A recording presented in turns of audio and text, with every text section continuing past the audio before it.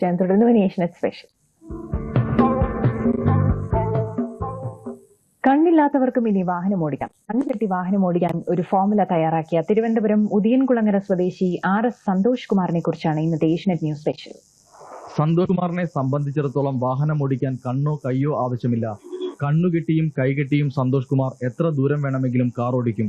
ഒട്ടും പോരായ്മകളില്ലാതെ എത്ര തിരക്കിട്ട സന്തോഷ് അനായാസമായാണ് വണ്ടി ഓടിക്കുന്നത്. കണ്ണുകെട്ടി 70 കിലോമീറ്ററും കൈകെട്ടി 100 കിലോമീറ്ററും വേഗത്തിൽ താൻ കാർ ഓടിക്കുമെന്ന് കുമാർ പറഞ്ഞു.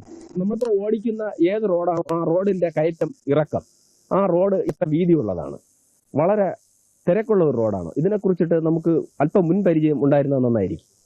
അതിനു പുറമെ ഈ സ്റ്റിയറിംഗ് നമ്മൾ ഫ്രണ്ടിലോട്ട് പോകുന്നത് A എന്നും സൈഡിലോട്ട് പോകുന്നത് B എന്നും C എന്നും ഇതിനെ തിരിച്ചിരിക്കുന്നു.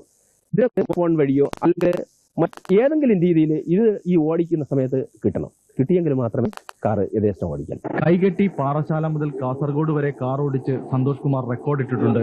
നിരന്തരമായ പരിശീലനം കൊണ്ട് ആർക്കും ഈ രീതികളിൽ വാഹനം ഓടിക്കാനാകുന്നതാണ് സന്തോഷ് കുമാർ. News bureau.